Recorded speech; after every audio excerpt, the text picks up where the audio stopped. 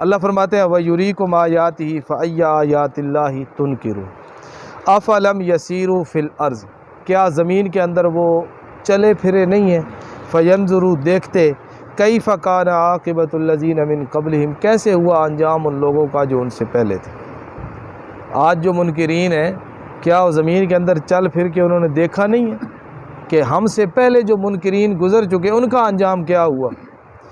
کانو اکثر منہم، تعداد میں وہ ان سے زیادہ تھے، وَأَشَدَّ قُوَّةً، قوت میں بھی ان سے زیادہ تھے، وَآثَارًا فِي الْأَرْضِ، اور زمین کے اندر نشانات کے چھوڑنے میں بھی ان سے زیادہ تھے۔ تین باتیں اللہ نے کی، تعداد میں بھی زیادہ تھے، تعداد بھی ان کو بچا نہ سکی اللہ کے عذاب سے، طاقت میں بھی زیادہ تھے، طاقت اور قوت ان کو بچا نہ سکی، زمین کے اندر ان کے نشانات ہزاروں سال، ہزار نہیں ہزاروں سال گزرنے کے بعد آج بھی باقی ہیں، ان کی تعمیرات، ان کی عمارتیں، ان کے بنے ہوئے کمرے، ان کی رہائش گاہیں، ان کے آباد کیے ہوئے شہر آج بھی دنیا میں باقی ہیں ہزاروں سال گزرنے کے بعد۔ اتنے انہوں نے زمین کے اندر نشانات چھوڑے، لیکن ان کا یہ علم، ان کی یہ ماہر تعمیرات ہونا کسی کام نہ آیا جب اللہ رب العزت کا عذاب آیا۔ اللہ آگے خود کہتے ہیں فما اغنى عنهم ما كانوا يكسبون، جو وہ کرتے تھے انہوں نے ان کو، اس چیز نے ان کو نفع نہیں دیا۔ فلما جاءتهم رسل بالبينات، جب ان کے پاس رسول آئے واضح دلائل لے کر، فرحوا بما عندهم من العلم، ان کے پاس جو علم تھا نا اس پر وہ اترائے، فرحوا، غرور کیا انہوں نے، ہمیں کیا ضرورت ہے اس تعلیم کی، ہمیں کیا ضرورت ہے ان باتوں کے سیکھنے کی۔ حضرت موسیٰ علیہ السلام کے زمانہ کے اندر، میں نے تفسیر کے اندر یہ بات پڑھی، کوئی بہت بڑا کوئی اپنے زمانے کا، اس زمانے کا کوئی بہت بڑا عالم تھا دنیا کا، جو اس وقت علوم تھے اس کا وہ بہت بڑا فاضل تھا، عالم تھا۔ اس کو کسی نے کہا کہ حضرت موسیٰ علیہ السلام کے پاس جاؤ اور ان سے جا کے اکتساب فیض کرو، ان سے جا کے سیکھو۔ اس نے کہا مجھے کیا ضرورت ہے، میں تو خود اتنا پڑھا لکھا ہوں۔ حضرت عیسیٰ علیہ السلام کے زمانہ کے اندر بھی اس قسم کی باتیں ملتی ہیں کہ جب اس زمانہ میں بڑے بڑے صاحب علم لوگ موجود تھے، بڑے بڑے حکماء موجود تھے، ارسطو اور اس طرح کے لوگ موجود تھے اور ان کے شاگرد موجود تھے، ان کے پاس دنیا کا علم تھا جس پر وہ اترا رہے تھے، لیکن ان کے پاس آخرت کا علم نہیں تھا جس سے وہ ہلاک ہو گئے۔ آج بھی دیکھیں مادی ترقی اتنی ہے، ٹیکنالوجی، سائنس، صنعت و حرفت، ہر چیز نے کتنی ترقی کر لی ہے، کتنے مشکل چیزیں اور مشکل ایجادات اور مشکل علوم اور فنون، ان کی یونیورسٹیاں، ان کی درسگاہیں پوری دنیا کے اندر موجود ہیں۔ کیسے تجربات کیے جا رہے ہیں، کیسی دوائیاں بنائی جا رہی ہیں، کیسے بیماریاں اور پھر ان کا علاج، پھر ان کی تشخیص کے طریقے، کیسی چیزیں ہیں۔ ان لوگوں کو بھی اگر دین کی بات کی جائے نا تو یہ بھی کہتے ہیں لے ہمیں ان چیزوں کی کیا ضرورت ہے، یہ مولوی ہمیں پھر بھی جو ہے نا اسی پہ لا کے کھڑا کرنا چاہتے ہیں، وہی الف با تا سا، نماز، روزہ، صدقہ، خیرات، زکوٰۃ، حج، انہی چیزوں پہ۔ دنیا چاند پر پہنچ چکی ہے اور مولوی ابھی اس سنجے کے طریقے بتا رہا ہے، سنجا یوں کرنا ہے، نماز یوں پڑھنی ہے، وضو یوں کر، لوگ کہتے ہیں۔ یہ پچھلے دنوں وہ اصل میں نا عجیب بات یہ ہے کہ جو بھی ہماری جماعت سیاسی جو بھی برسر اقتدار آتی ہے نا، پتہ نہیں وہ دین اور دینداروں کو کیوں دشمن بن جاتے ہیں۔ جب وہ ہوتے ہیں نا اس میں اپوزیشن میں، پھر تو وہ اپنے آپ کو بڑا دیندار بناتے ہیں، ہم یوں ہیں، لیکن جب برسر اقتدار آتے ہیں تو سب سے زیادہ بے دینی کا کام وہی کرتے ہیں۔ وہ پچھلے دنوں میں ایک تقریر سن رہا تھا، وہ ہمارے نون لیگ کے پرویز رشید صاحب، وہ کہہ رہے تھے یہ مدارس جہالت کی فیکٹری ہیں، اور اس نے مثال دی کہ ان کے پاس جی مائک ہے، ان کے پاس جی سپیکر ہے، اور دن میں 5 مرتبہ جناب یہ اس پہ اعلان کرتے ہیں، اندازہ کرو آذان کا وہ اور سامنے لوگ ہنس رہے ہیں اس کی باتوں پہ۔ یعنی یہ لوگ ہیں جن کو اپنے اقتدار، اپنا عہدہ، اپنی حکومت، اپنے علم، اس پر ناز ہوتا ہے، اور کہتے ہیں یہ کیا ہے نماز روزہ، بس مولوی ہمیں جو ہے نا یہیں ادھر تک ہی ہمیں کھڑا کرنا چاہتے ہیں، بس یہی کرو یہی کرو۔ حالانکہ دنیا کے جتنے بھی علوم پڑھ لو وہ دنیا کے علوم ہیں۔ قیامت کے اندر کامیابی علم معاش سے نہیں آئے گی، علم معاد سے آئے گی۔ امام الہند حضرت شاہ ولی اللہ محدث دہلوی رحمۃ اللہ علیہ نے یہ بات لکھی ہے کہ پہلی قوموں کے پاس علم معاش تو تھا، دنیا گزارنے کا طریقہ، ہماری دنیا کیسے سنورے، ہماری دنیا کیسے بنے، اس کا علم تو تھا، لیکن علم معاد کہ قیامت ہماری کیسے سنورے گی وہ علم نہیں تھا۔ اللہ نے نبیوں کو علم معاد دے کے بھیجا کہ دنیا تو جیسے گزرے گی گزر جائے گی، اپنی آخرت کو سنوارنے کی کوشش کرو۔ بس یہ فرق ہوتا ہے دین اور دنیا کا۔ بلکہ علماء کرام نے لکھا ہے یہ دنیا کے جو ہے نا علوم، یہ علوم نہیں ہے، یہ فنون ہے۔ یہ علوم نہیں ہے، یہ کیا ہے؟ فنون ہے، جس کے ذریعے انسان دنیا حاصل کرتا ہے۔ اصل جو علم ہے نا، جس کو علم کہا گیا ہے، جس کو نور کہا گیا ہے، جس کو روشنی کہا گئی ہے، وہ علم علم دین ہے۔ وہ علم وہ شریعت کا علم ہے جو اللہ کے پاک پیغمبر صلی اللہ علیہ وسلم لے کر آئے۔ نبی علیہ السلام جس زمانہ میں مبعوث ہوئے، کیا اس وقت لوگ پڑھے لکھے نہیں تھے؟ پڑھے لکھے تھے۔ کیا اس وقت بڑے بڑے شاعر نہیں تھے؟ کیا اس وقت بڑے بڑے خطباء اور ادیب نہیں تھے؟ کیا اس وقت بڑے بڑے جنگجو اور بہادر لوگ نہیں تھے؟ کیا اس وقت بڑے بڑے عقل مند اور دانشور قسم کے لوگ نہیں تھے؟ معاشرے کے اندر ہر شعبے کا آدمی موجود تھا، لیکن قرآن نے اس کو جہالت کا معاشرہ کہا، قرآن نے اس کو ضلال مبین کہا، گمراہی کا معاشرہ کہا۔ اور علم کا معاشرہ اس وقت بنا جب اس کے اندر قرآن آیا اور قرآن کی تعلیمات آئی، جب اس کے اندر دین کی بات آئی، جب اس کے اندر یہ پتہ چلا کہ ہم دنیا میں آئے کس لیے ہیں، جب اس معاشرے کے اندر اس بات کا نعرہ لگایا گیا اور بتایا گیا کہ دنیا بنانے کے لیے نہیں ہے، دنیا آخرت بنانے کے لیے ہے، دنیا اپنی قبر کو سنوارنے کے لیے ہے، دنیا اپنے رب کو راضی کرنے کے لیے ہے۔ جب یہ باتیں ہوئیں اور لوگ اس بات پہ آئے نا، تو اس وقت قرآن کہتا ہے یہ لوگ ہدایت یافتہ ہو گئے ہیں، یہ لوگ ہدایت اور نجات اور سرخروئی اور کامیابی کے مدارج یہ لوگ طے کر رہے ہیں۔ تو اللہ فرماتے ہیں فرحوا بما عندهم من العلم، ان کو اپنے علم پہ ناز تھا، اسی پر وہ اترائے۔ ایک بات ذہن میں آ گئی، ایک واقعہ میں نے پڑھا، بھئی پتہ نہیں اب یہ فرضی واقعہ ہے یا جو ہے، مقصد بات سمجھانی ہے۔ بھئی کسی ہوائی جہاز میں نا کوئی عورت، اس کے ساتھ سیٹ آ گئی کسی مرد کی، تو وہ عورت جو تھی نا، وہ نوجوان لڑکی، وہ باحجاب، اس نے پردہ کیا ہوا اور کسی شریف گھرانے کی ہوگی، ساتھ اس کے ساتھ جو تھا نا آدمی، تو وہ بے دین قسم کا، اور اللہ تعالیٰ کے احکامات پر یعنی اعتراض کرنا، یہ ایسے کیوں ہے، اسلام کے اندر یہ کیوں ہے، یہ کیوں ہے، یہ اس طرح کی بات۔ اب اس نے اس کو دیکھا نا، یہ عورت با پردہ ہے، با حجاب ہے، تو اس کو کوفت ہوئی بھی یار یہ کیا ہے۔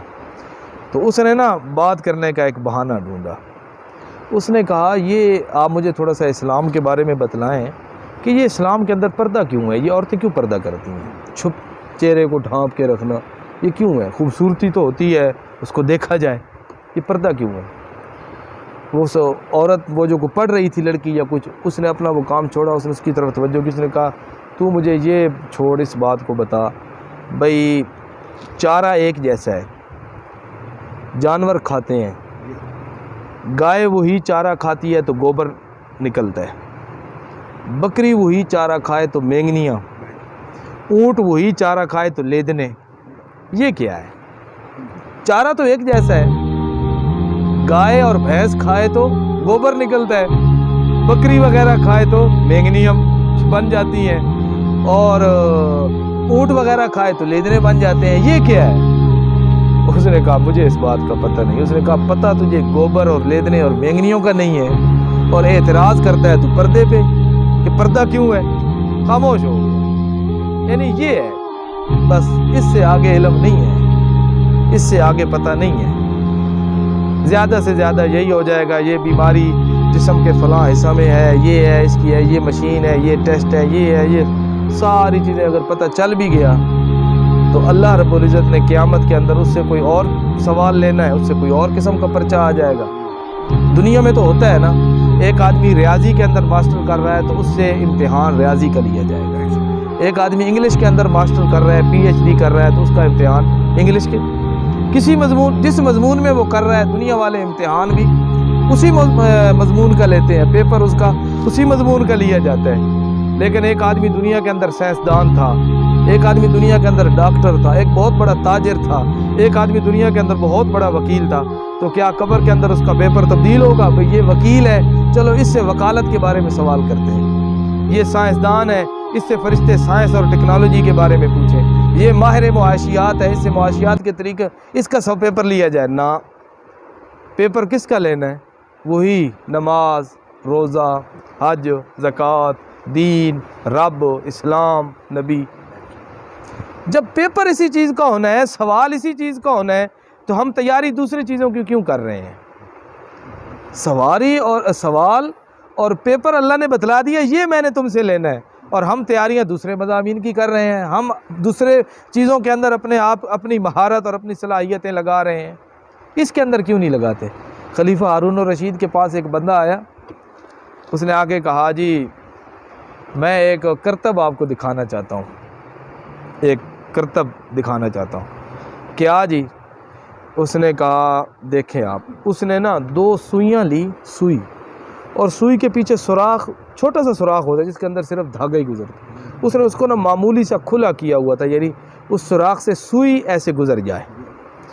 اس نے اس کو ایسے کھڑا کیا زمین کے اندر گاڑا، اور دوسری سوئی کو ایسے پھینکا، وہ اس سوراخ سے گزر کر آگے زمین کے اندر وہ بھی ایسے سیدھی ہو کے کھڑی ہو گئی۔ بڑا اس نے کام کیا، یعنی بڑا تجربہ ہے اس طرح سوئی کو اس میں سے گزارنا، اور گزر کے آگے وہ سوئی بھی زمین کے اندر ایسے سیدھی کھڑی ہو جائے۔ تو اس نے یہ کام کیا کہ بادشاہ مجھے بڑا انعام دے گا۔ تو خلیفہ صاحب نے دیکھا نا، تو خلیفہ صاحب نے دیکھ کے کہا بھئی واہ بہت بڑا تو نے جو ہے نا یہ کام۔ اس نے کہا اس کو 10 دینار دے دو اور 10 کوڑے اور 10 چھتر بھی مارو اس کو۔ اس نے کہا بادشاہ سلامت، دیناروں کی اور انعام کی تو مجھے سمجھ آ رہی ہے، ابھی چلو میں یہ چھتر کیوں ہے، کوڑے کیوں ہیں؟ میں اتنا ذہین باصلاحیت بندہ اور اس کام کے اندر اپنی صلاحیتیں لگا رہے ہیں، اتنا باصلاحیت، اتنا سمجھدار آدمی، اور اس کام کے اندر تو نے اپنی صلاحیتیں لگا دی ہیں۔ یہ صلاحیتوں کو اس چیز کے اندر استعمال کرنے کے لیے اللہ تعالیٰ نے تجھے یہ چیزیں دی تھی۔ تو اللہ کہتے ہیں فرحوا بما عندهم من العلم، ہم مہذب لوگ ہیں، ہم سمجھدار ہیں، ہم تہذیب یافتہ ہیں، ہم پڑھے لکھے ہیں، ہم اونچے سٹیٹس کے لوگ ہیں، ہمیں ان چیزوں کی ضرورت نہیں ہے۔ ہمیں کیا ضرورت ہے مسجد کے ملا کی بات سننے کی؟ ہمیں کیا ضرورت ہے جمعے والے دن جا کے پابند ہو کے مولوی کی باتیں سننے کی؟ مولوی تو وہی پرانی باتیں کرتے ہیں اور ان کے پاس کوئی چیز ہے ہی نہیں، کیا سنیں ہم جا کر؟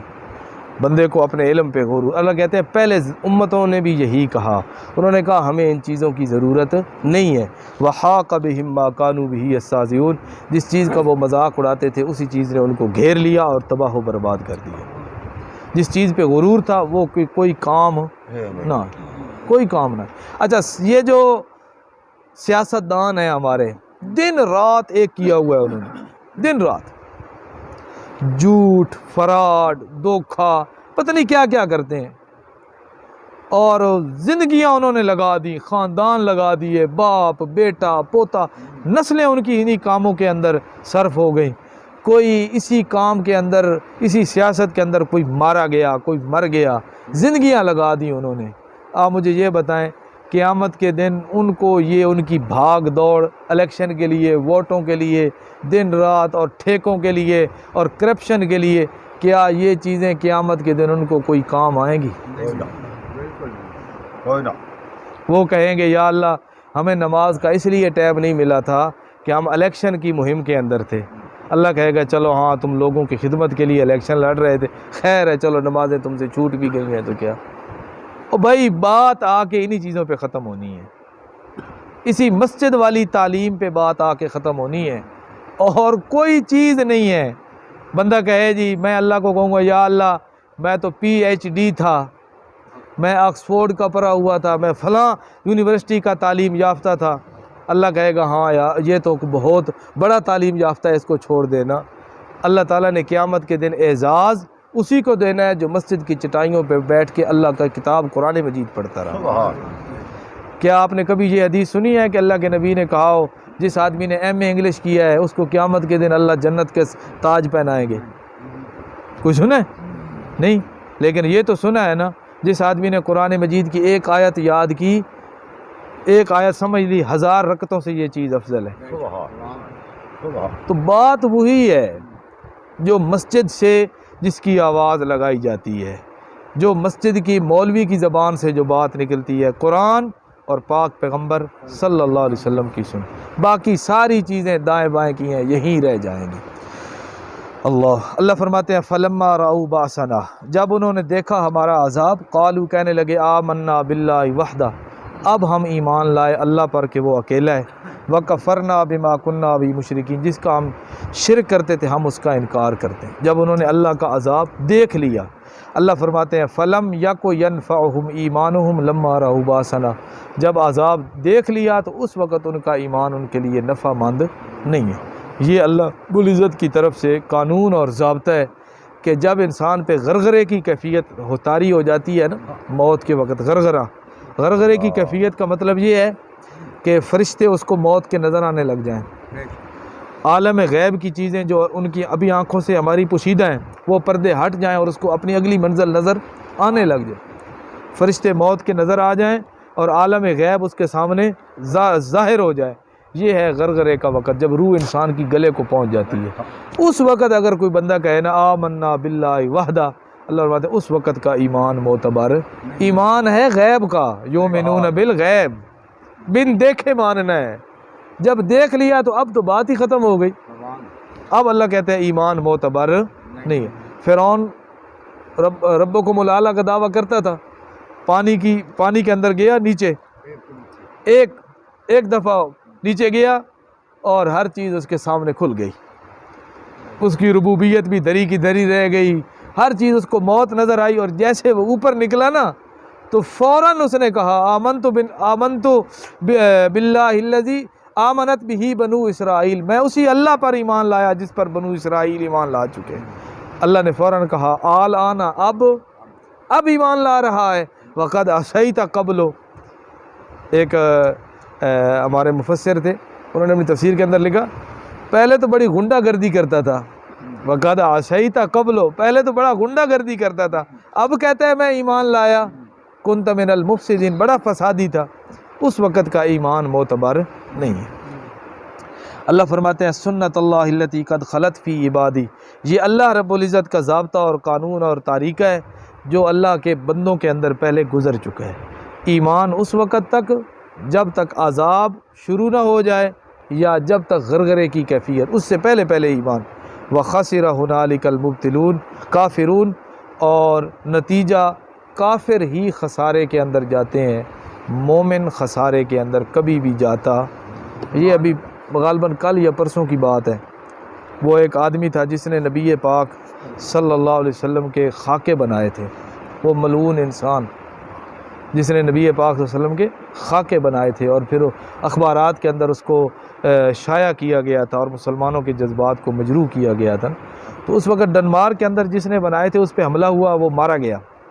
تو یہ اس کے اوپر حملے بھی ہوئے، یہ بچا ہوا تھا، لیکن اللہ کی پکڑ سے تو کوئی نہیں بچ سکتا نا، اللہ کی پکڑ سے تو کوئی نہیں بچ سکتا۔ باقاعدہ سیکورٹی کے اندر رہتا تھا، سیکورٹی اس کو ملی ہوئی تھی، اللہ کی شان۔ یہ غالباً کل یا پرسوں کی بات ہے، جا رہا تھا، کنٹینر کے اندر لگی اس کی گاڑی، جل کر راکھ ہو گیا۔ دنیا کے اندر بھی آگ اور آخرت کے اندر بھی آگ کے اندر جلتا جلتا دنیا سے گیا اور جہنم کی آگ کے اندر سیدھا جا پڑا۔ وَخَسِرَ هُنَالِكَ الْكَافِرُونَ، خسارے کا سودا کافروں کے لیے، ایمان والوں کے لیے نفع کا سودا۔ اللہ پاک عمل کرے۔